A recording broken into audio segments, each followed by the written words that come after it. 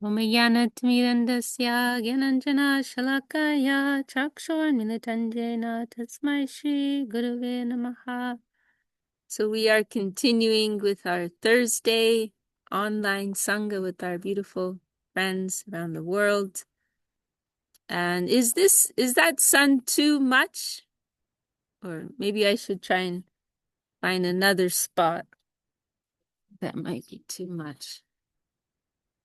It's so cold it's that funny time of year where it's cold indoors, but it's warm outdoors. So I wanted to do it outside. Is that a little better? Or That's perfect. okay. All right. Well, I do have still this list from our friends in London that we're going through, but if anyone present has a topic that they'd like to suggest, then I'll be very happy to address that. And we have I think our group here is mostly in USA, and then we have Sulalita in Turkey. So okay. Does anyone want to bring anything up? Okay, then I'm gonna go to our list here. There are some nice questions here. So we reached question number 8, which was, how important is it to serve Krishna's devotees? Very nice question. How important is it to serve Krishna's devotees? Well, let's put it like this, okay, Gangalila says she has one. Okay, well, I started this, so I'll go ahead and finish, and then we can go to Gangalila. How important is it to serve the devotees of Krishna? This is the question. I'll put it like this. Our Gurudev, Srila Govinda Maharaj, he said that the general idea of Vaishnavism, the general idea of who is a Vaishnava, is one who is a devotee of Vishnu, one who serves Vishnu, who loves Vishnu. But then, or Krishna, right? Vishnu or Krishna in our case. And then he said, but a more specific understanding is one who serves the devotees of Krishna.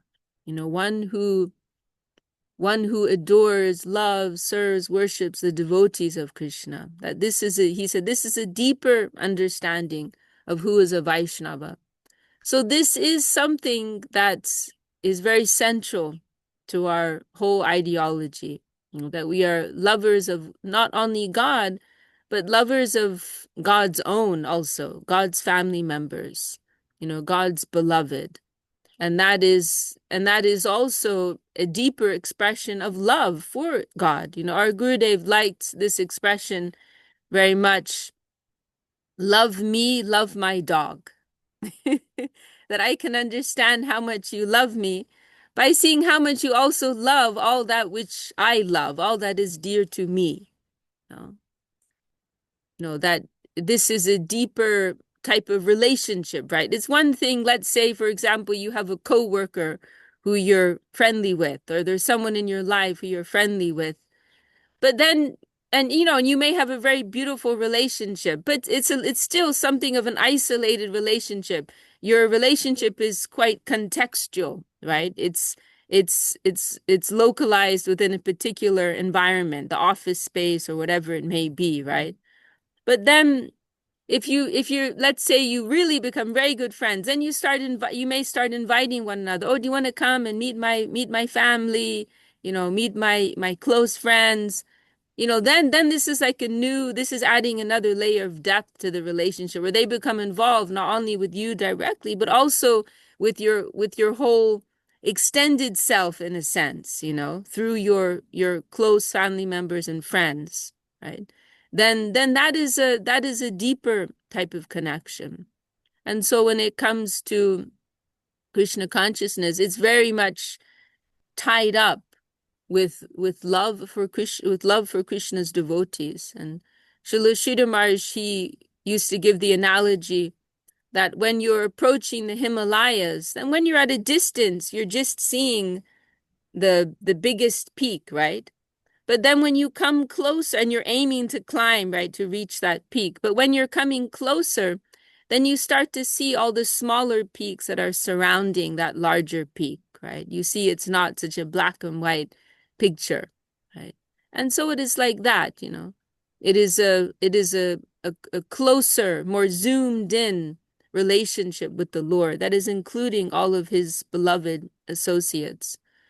And as I said, you know, a deeper expression of love. So it is something very, very central, you know, very crucial to our conception.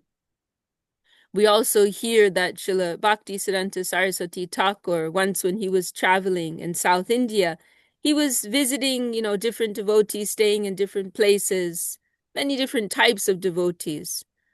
And and sometimes he would ask his host, you know, they would say, oh, you know, I'm this I'm a Krishna Bhakta or Vishnu Bhakta. And then sometimes Saraswati Thakur would ask them, you know, under whose guidance are you proceeding with your life of devotion? And often they would reply, perhaps with a little pride, oh, no, it is a direct relationship. You know, I don't have anyone I'm serving under, but directly I'm a devotee of Krishna. And so then Saraswati Thakur, he was a little disappointed, and he would privately say to some of his group, oh, you know, they have, you know, very little devotion. You know, this is a more superficial type of devotion. So it is something very important. We hear this expression sometimes, das anu das, right? Servant of the servant. This is our aspiration.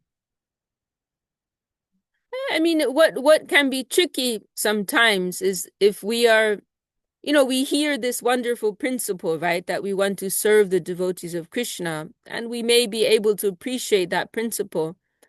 But then we may look around us and feel that, well, perhaps there aren't any devotees of Krishna within my vicinity, or there are, but their example is not so good, right? Their example is not anything to speak about, right? Or their example may even be very disappointing, right? Then that can be something that is challenging, right? Someone may feel that in their heart, oh, I like this principle. I want to serve the devotees of Krishna.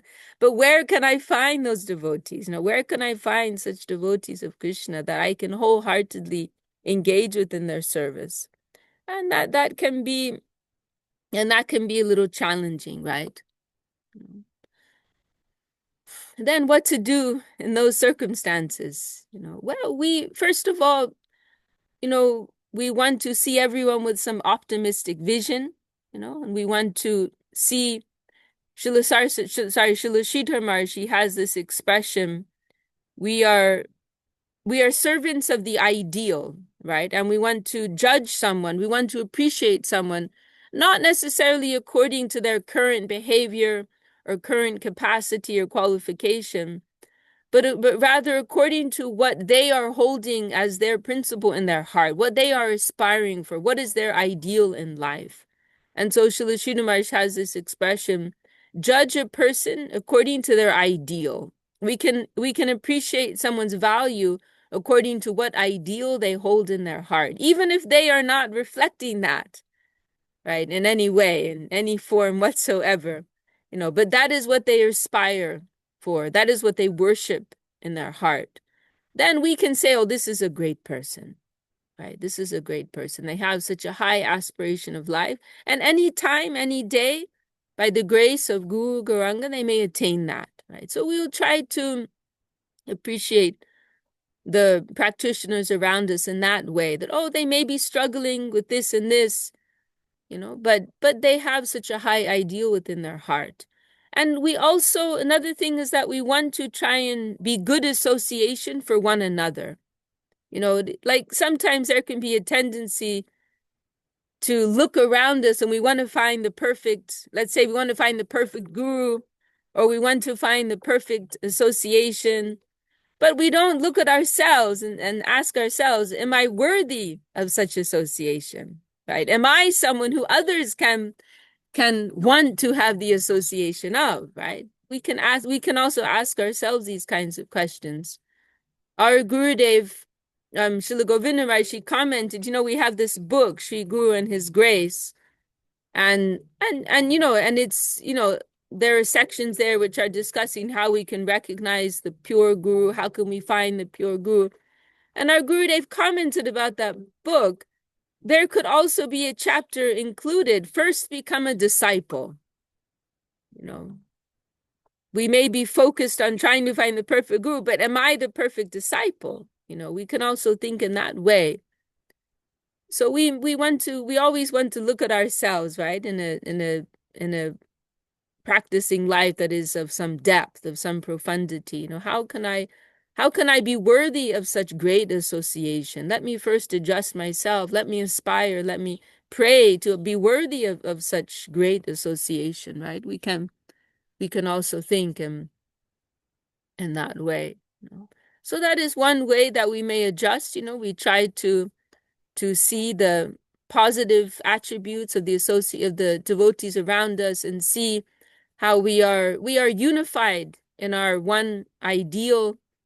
And that, and that's what I was saying too, that we want to be good association for one another, right? So we may also think, let me find the point of connection where I can only see the bright side of these practitioners, right? Let me try to, we don't want to get together and just talk about, mundane things, which we could talk about with anyone, but let me try to gear the conversation, try to gear the type of association that we have, so that it is progressive for my life in Krishna consciousness. In other words, we can take some responsibility, right, for having good association.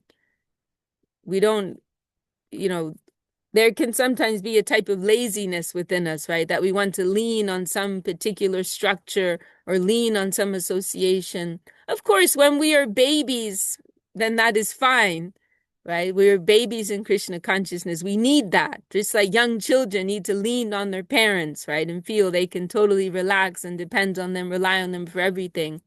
But we cannot always expect to have that, So that is one thing. And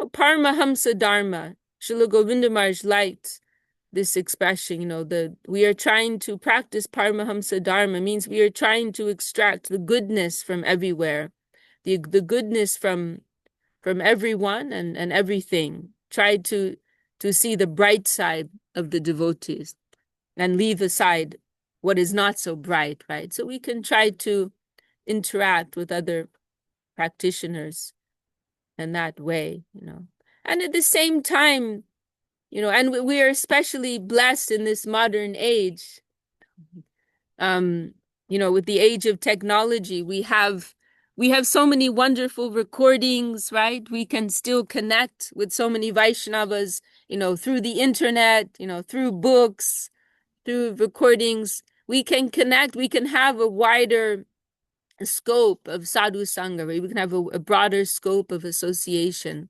So that is a great advantage, that we have at this time, and we can try to take that opportunity. There was some other important point that I wanted to make, but I can't remember.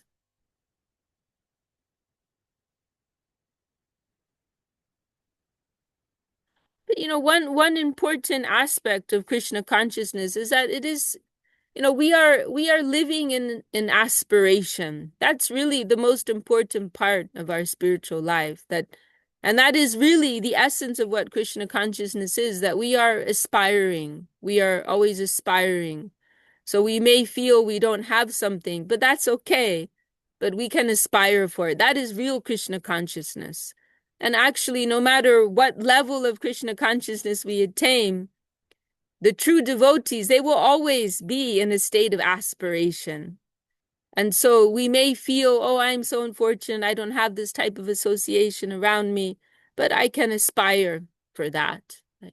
Okay, that was the other thing I wanted to say, that it is necessary also to have some discrimination. I mean, that's been implied in everything we've just discussed, but to appreciate that there's some gradation within the levels of devotees, that is important, not to, we want to fully surrender to our hearts to a place that is worthy, right? And in different places in the scriptures, in Srimad Bhagavatam, and Upadeshamrita and other places, this is mentioned, what are the characteristics of the highest class devotees? What are the characteristics of middle class? And what are the characteristics of the most beginner level devotees? And how should we approach them? That is another thing that can be studied and discussed and understood, and applied in our relationships and our appreciation for other practitioners on the path of Krishna consciousness. So there's the positive, optimistic vision. There's also some eye of discrimination simply in appreciating what is what, and how can we properly approach all these different levels of devotees. And so obviously we are always aspiring to have the highest level of association, that type of association which we can wholeheartedly give ourselves, mentally, bodily, verbally, we can fully give ourselves to. Of course, that is something that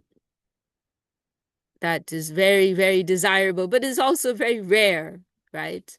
But again, in this age we are fortunate, particularly in this age, that we can connect through these great souls, through their books, through their tapes, through those that have known them, right? And then besides that, we are trying to keep association with those who have the same type of appreciation that we have. I'm trying to remember this one line in Bhakti Rasamrita Sindhu. It mentions there what is the best type of association. I can't remember the Sanskrit phrase there, but it says essentially those who have the same type of affection for the Lord. In other words, have the same conception, the same ideal, same mood of devotion that we are striving for. And it says a little superior to ourselves, also higher than ourselves. That is the best type of association. And in the absence of those who are superior to ourselves, at least those who are cultivating the same mood and the same conception, the same principles that we ourselves have, then that is what we aspire for. Then this question, it's actually a huge question, it's, there's so much that can be said on this topic, the importance of serving Krishna's devotees, because ultimately this topic, it brings us to the principle of Radha Dasyam, the servitorship of Srimati Radharani, Krishna's most beloved, right?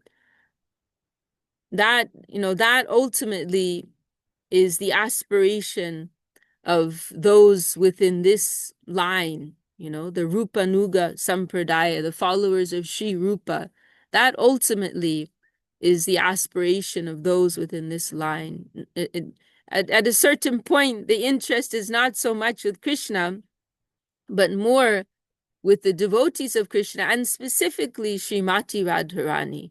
And this is especially illustrated in the expressions of Raghunath Das Goswami, right, who's one of the 6 Goswamis and who is known as our Prayojan Acharya. Prayojan meaning what is our highest goal, highest attainment, highest necessity is another meaning in life, right? That is, and so Raghunath has shown that in his expressions of extreme devotion for Srimati Radharani, right? So that is like a hidden secret, you could say, within the Krishna consciousness movement, within Gaudiya Vaishnavism, that at a certain point one will realize Krishna is like the public face in a sense, but if you go in deeper, you will see actually it is all about Radharani. It is all about Srimati Radharani. Of course, currently we're not putting so much emphasis on that because it is a careful, delicate subject matter. The worship of the divine feminine. It is a delicate subject matter which is easily misunderstood. So, but it is, you could say, like on an upper shelf of our ideology and our practice. So to that level, the worship of the devotee is so important, right? To the point that it becomes more important than the worship of Krishna, right? What is that? Shaksha Daditvena Samasta Shastra Uktastota in our morning song that we sing, right? It is describing the position of Guru, because Guru ultimately, right, can be appreciated as the most beloved of the Lord and also non-different from the Lord. And there in that song, right, Chakshat Hadi, it is saying that, all the scriptures are saying, Sri Guru, you're non-different from the Lord. But then with a deeper eye, we will see that you are also most beloved to the Lord. You're most dear to the Lord. And then there are other statements where Krishna is saying that actually my devotees, they are more dear to me than my own self, right? A number of statements saying that. Mad Bhakta Puja Byadika is one statement in Srimad Bhagavatam, and there are others. He says, the worship of my devotees is greater than the worship of my own self. So this is like, there's this kind of like shift that comes in the life of progress of the devotee, where in the beginning it may be Krishna, Krishna, Krishna, but then at a certain point one will feel, oh, actually it is all about the devotee of Krishna, right? It is all about that. That is, the devotee of Krishna is more near and dear to me. The devotee of Krishna is more near and dear to me than Krishna himself. There will be that shift that will take place. Another thing I can say finally on this topic is that, as I said earlier, ultimately we are worshipers of the ideal. We don't, in other words, we don't need to pretend to be at a certain level of realization that we are not at, right? But we worship that. We're trying to appreciate and understand all these things. And by the grace of our gurus, then some real feeling may come into our hearts. But we don't need to force that, right? We are appreciating what is in the heart of our gurus. We are appreciating that. We are worshiping that. And we want to understand, the message they're giving us. But we don't need to pretend that we've already realized that. That would actually become a hindrance, to think we already have it before we don't, or to think we're supposed to have it before we don't. That is not helpful for us. But we're celebrating, appreciating, and trying to understand what is dear to our gurus, what is important to our gurus, what their conception is.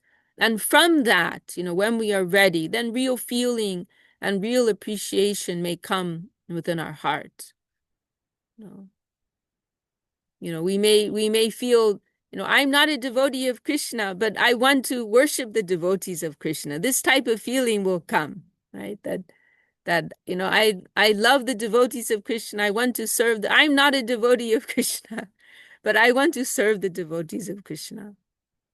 I'm aspiring to serve the devotees of Krishna. I may not even have the capacity to serve the devotees of Krishna, but I'm aspiring for the capacity to serve the devotees of Krishna. Or even it may be I don't aspire to serve the devotees of Krishna, but I'm aspiring to aspire.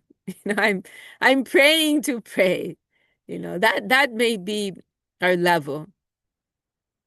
We want to be genuine and authentic in our approach. That is the key thing. That is the important thing. So, answering this person asking this question, we may not feel at this moment the importance of the devotees of Krishna. We may not feel that in a genuine way in our hearts, and that's okay. We don't have to pretend that we do. But we can appreciate the principle. We can appreciate that ideal. And one day that feeling may come within our heart, right?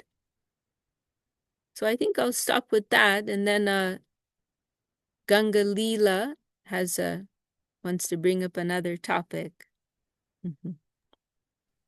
I'm really not sure. Maybe you can help me formulate, because it is a question and it's wanting to come out, but it's unclear. And it's about time, and it's about my relationship with presence, and with what's what's like the past, or the recent past and the recent future, those kind of things. Um, and how can I adjust or harmonize that? So um, in the past, I've done things like, I'll just pull through this. I'm not really liking it, but then, I used to always travel the world, travel a lot, and then I'm like, oh, but like in 2 weeks, and then I'm kind of looking forward and push myself through something. So like, for example, on Monday I'm having some surgery, and right now I'm kind of just pulling through. And another part of me has been trained, and also training myself to be present, be present in the moment, and breathe and all that. And I feel like just today, it's like it gets combobulated. Like, I feel like there's two ways of dealing with my time and my life in time, and my perception of my time. And I don't know who's right. I don't know if that makes sense. Like, help me out, Vishaka. I feel like I have a question, and I don't know the words for it.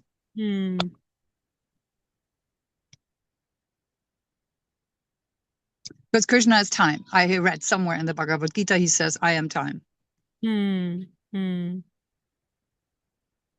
So your question is about whether you should try to be more present rather than being caught up with the No, past or the I'm future. kind of maybe I'm stuck up with, like, that it is wrong to kind of, okay, like, I'm just kind of wrapping this up in 3 more days and counting down, and then blah blah blah, and not be so invested in that what's to come. And well, the thing is, I'm not asking myself if I should be more present, because that's a training I put myself through, the presence training. And also through my profession, I taught thousands of classes at yoga studios for the last 25 years. It's all about presence.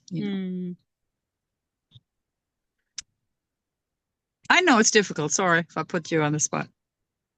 No, I mean it's a good point to bring up. I think what disturbs me is, like, it shouldn't be one is good and one is not good, because I feel like there's these two rivers almost, like it's a and I'm like, not sure. Yes, I am very present, but also there's a real pull, into, like, something, what's about to happen. Anticipation, anxiety. Well,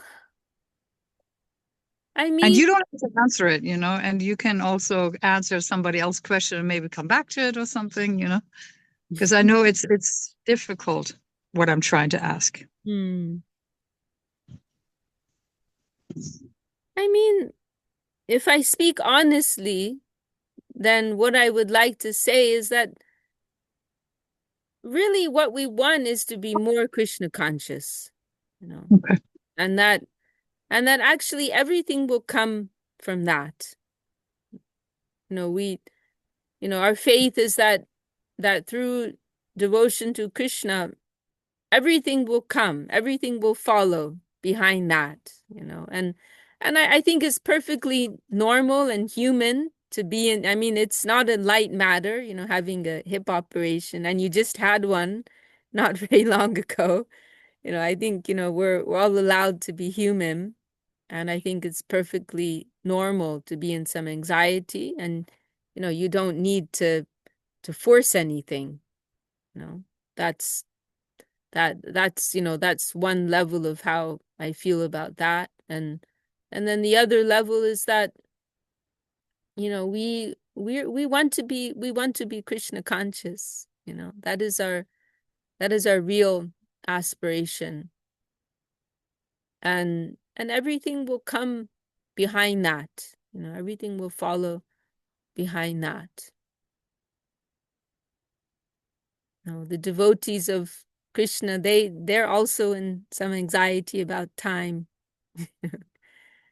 One moment in separation from Kṛṣṇa that feels like an entire age, hundreds, thousands of years, right? They also have, the devotees of Kṛṣṇa, they also have their own conception of time.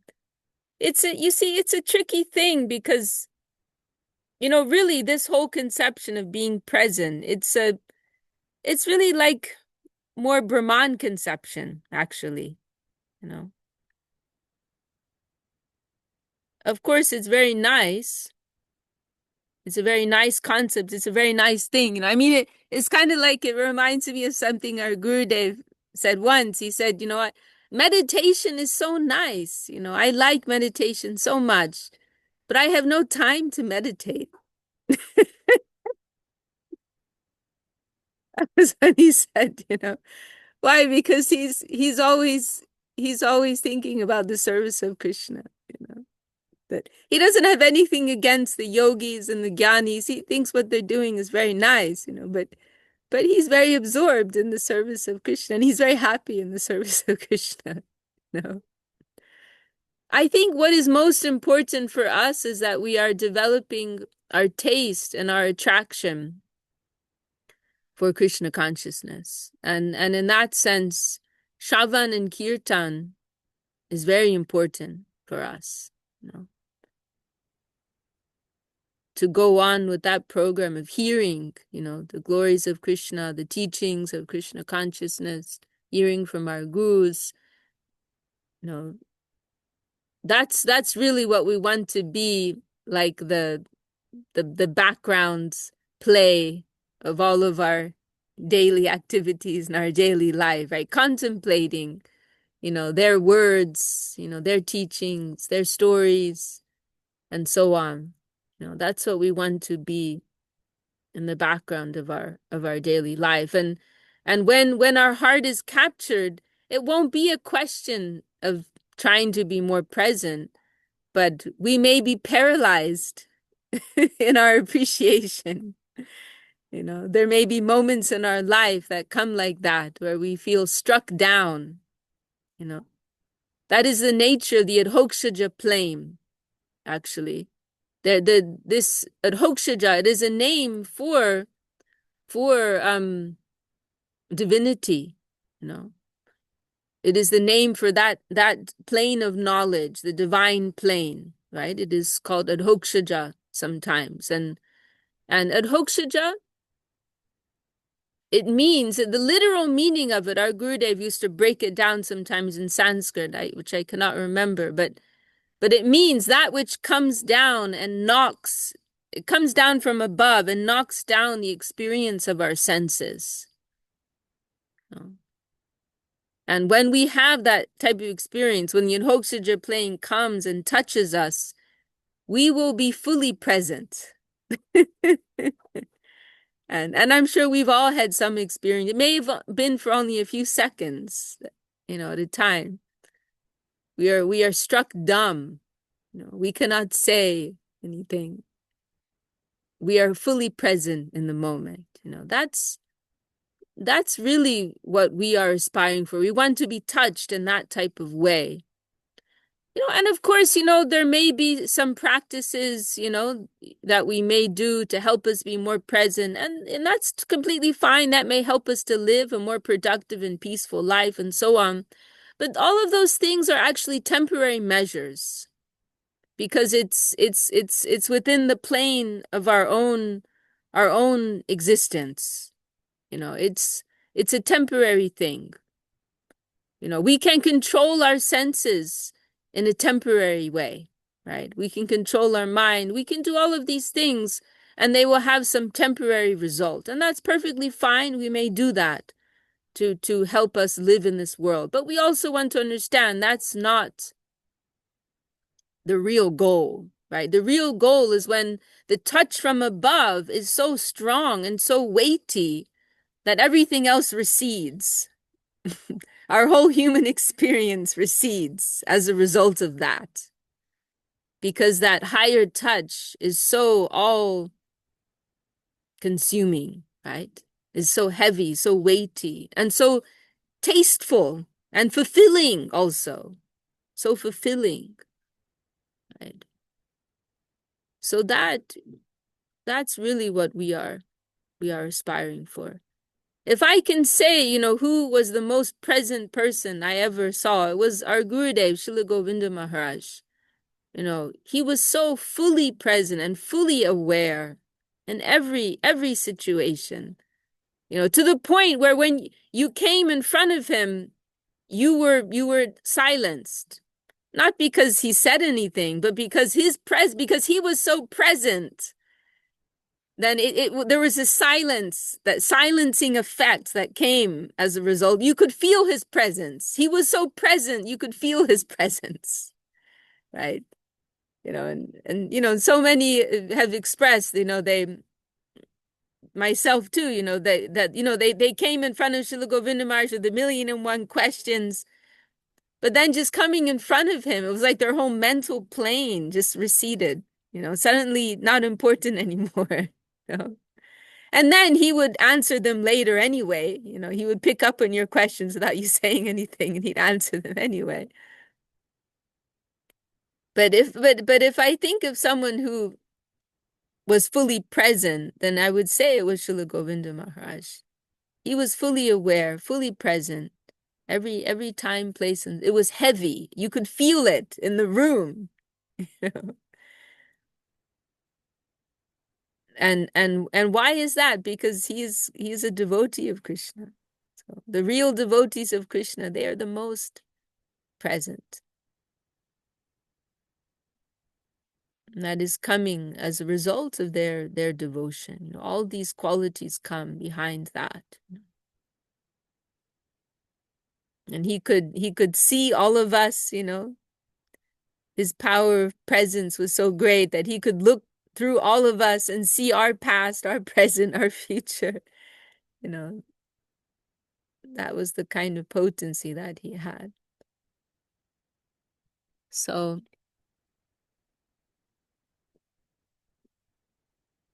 this isn't like a quick fix answer, but but I feel it's the real answer. It's the real answer. But yes, I mean, there may, as I said, there may be some temporary measures, which help persons be more present, helps them be more peaceful, helps us not go crazy in this crazy world, right? And so on. That's fine, but that's not necessarily Krishna consciousness, That's maybe like a side thing that we do to help us stay sane, right? That's fine. That's all fine, right? And there are many self-help books which can help us, right?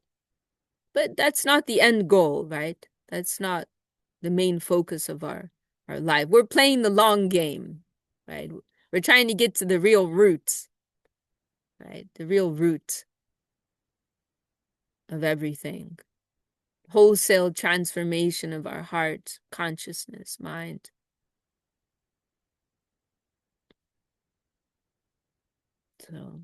So then the best thing I can say is go on with your program of hearing and chanting. That's the best thing that we can do in our lives. Day by day to continue that. And there will be those moments in that practice when we are fully present, right? We may sing the same song every day. We may be chanting our japa every day. And every now and again, maybe a rare moment, we will really feel something of the potency of what it is that we're doing, right? We may be struck, we may be singing that song every day, and then one day that one line will really hit us and we'll be thinking about it all day. Those moments will come.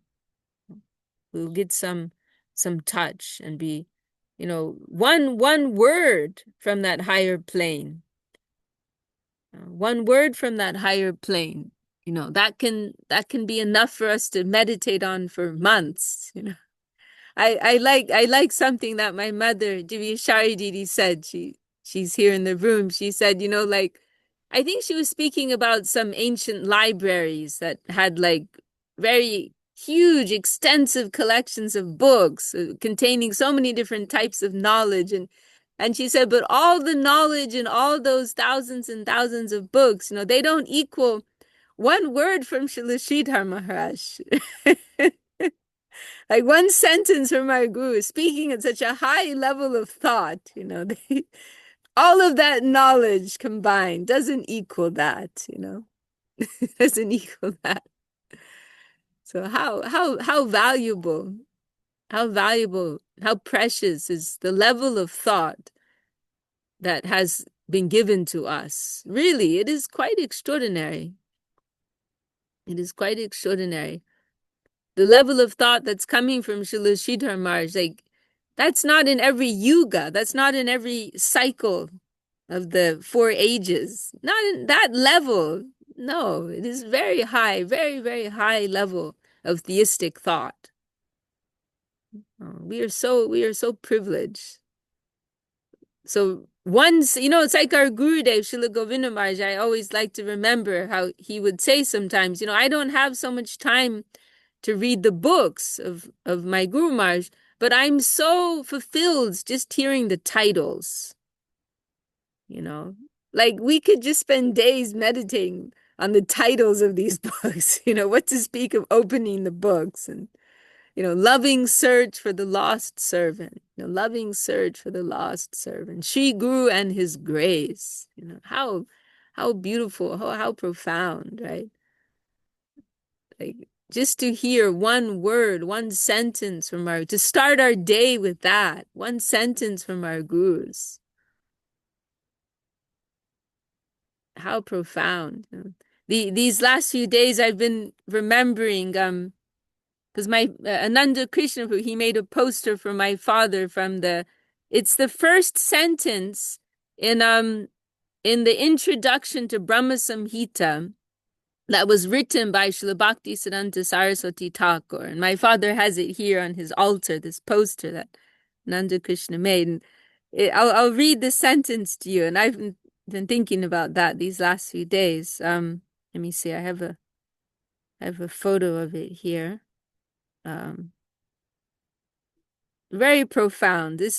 I first was introduced to this sentence by Shrudashava Prabhu, who was a very dear mentor, sadly no longer with us in this world.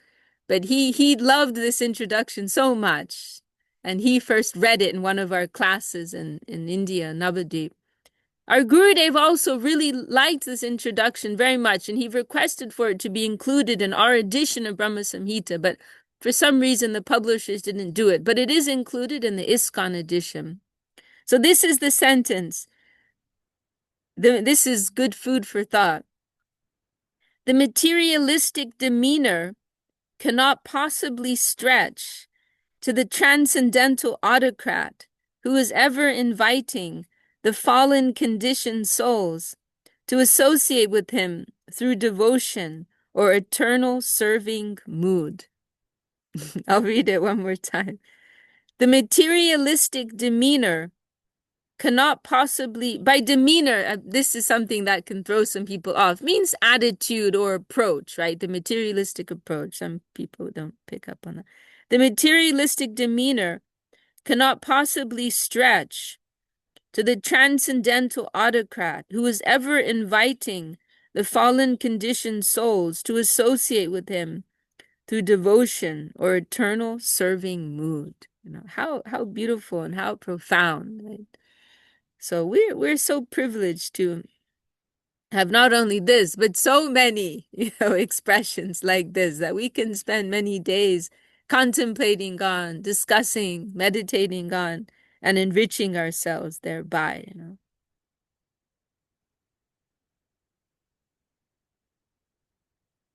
So those are my thoughts on that topic. And I'm happy that you brought it up. Jai Hare Krishna. Yeah, that was amazing. I feel like I no longer have to perceive that those are, two dividing forces. Like I was saying, some dividing river, it's like, oh, okay. It's just that is that one river. Like, how can I be more Krishna conscious and understand that that's Mm. nothing to be holding myself back. That was so good. Thank you so much. I feel a lot better. I think it is because sometimes in like practicing Krishna consciousness, there is maybe underlying was like I'm doing something wrong. I'm having something, that dividing thing. And now it's no longer feeling that way so much. And I can talk to myself about, hey, it's perfectly all right to be like a faulty human with all those weird notions, but you just keep that one flow Mm. forward and upward and Mm. yeah. Mm. Ah. And I really like the weighty presence and how we are maybe we still haven't really had too much experience in being fully present what that really is. Mm. And it's not like a thing I just go like, okay, now I'm really present. Yeah. Thank you very much, Hare Krishna. Thank you for bringing the topic up. It's tricky, because let's put it like this. Human human perfection, it's something very attractive, right? Perfect human qualities, they are very attractive. Or we can also say perfect yogic qualities or even perfect spiritual qualities. They're very attractive. But Krishna consciousness, it is somewhat revolutionary in that it is not so concerned with perfect or imperfect. Krishna is only concerned with devotion, right? This is the conclusion of all of Vedic thought, but it's also turning on its head the rest of the Vedic thought. You know, our Gurudev, he liked to contemplate on this, and and he gave a talk discussing this with this framework of evolution and revolution. Right? There's a whole line of Vedic thought which is very evolutionary and progressive.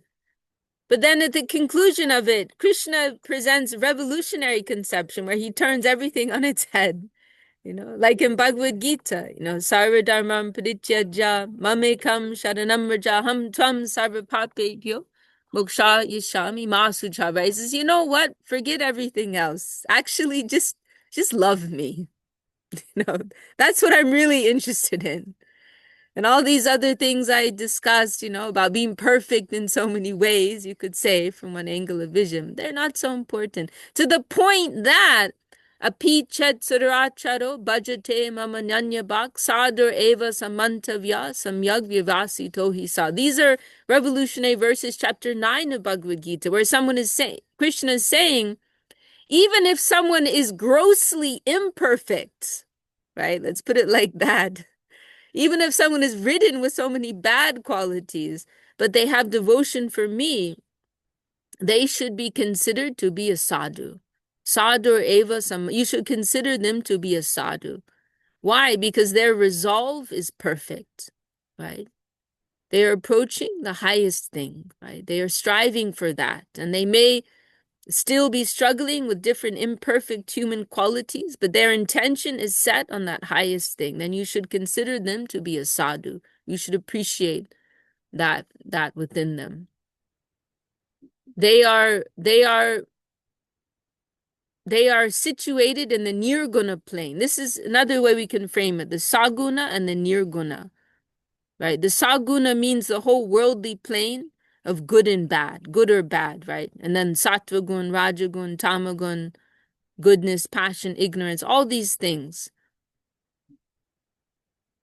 That is all part of the human plane, right? Whether good or bad.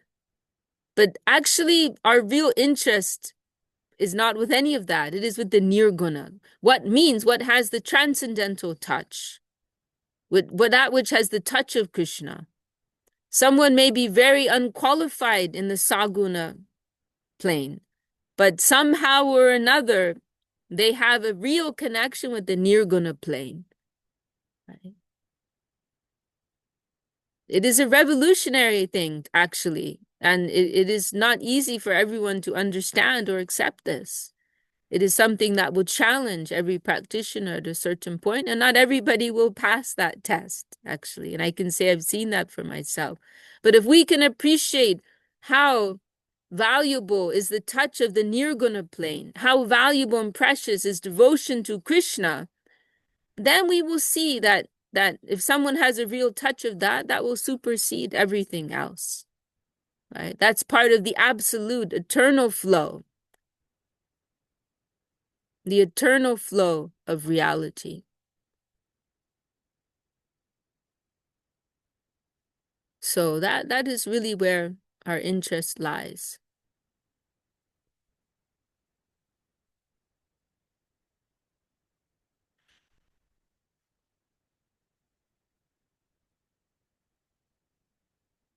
And ultimately, we also hear that, one who gets that real touch of the Nirguna plane, of the transcendental plane, all goodness will follow behind them, right? Eventually, right? As a side effect that will come behind them, right? We also hear that. Because bhakti, devotion, is the king, and all other qualities, they are servants of that king. They want to serve that king. So all goodness will eventually come behind such a person, right? They have connection with that central thing. So, good habits, bad habits, but we want Krishna conscious habits. That which is stimulating our Krishna consciousness. That is what we are interested in.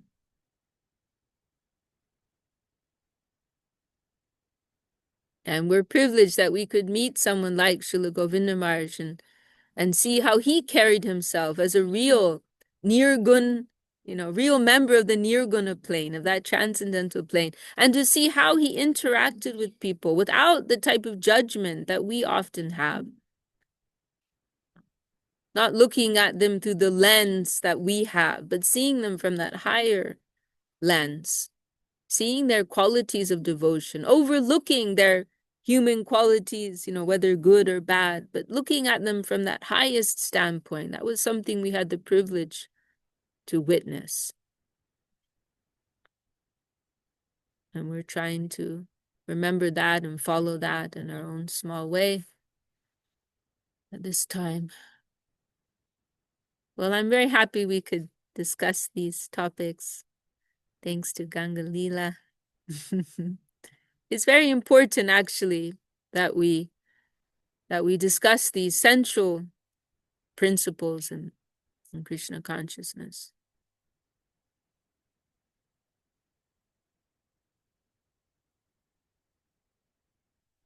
Okay, well, welcome everyone. We had a few who came later, as Somya Sham and Vijay. We have Ash with us, Axel's with us, Kanakalata and Sao Paulo's with us, Krishna and Johnny Didi.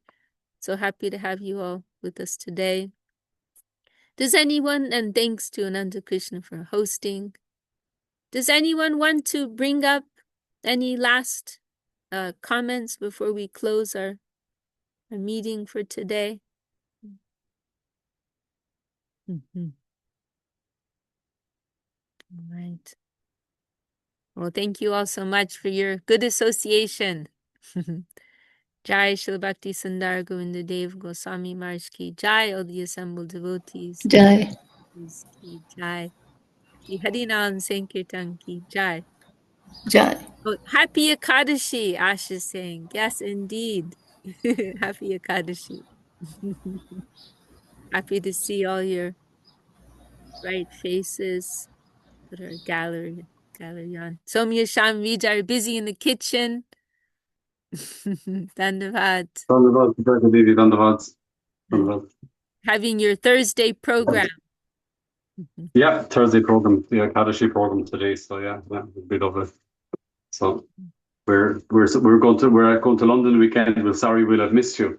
You were just there. So Okay, so you're going. That's yeah, wonderful. It's going to be a grand yeah, festival. yeah. But Nice. we'll see you soon in Ireland anyway in a few weeks. So Yes, very soon. we're Very looking forward to it. Yeah, soon. Me too. on the lads. Dhanavat. On the lads. Kanakalat in Sao Paulo. Always so happy when you can join us. Uh, and everyone else is anonymously here. And happy to be in your good association. Thank you, Devi Sharididi, for honoring us with your presence. Dandavats. Dhanavat. Okay, well, we'll sign up here, and I look forward to. I'm in Portugal now. I'll be here for the next few weeks. So I look forward to meeting you all here again next Thursday. Haribol. See you all next time. Haribol.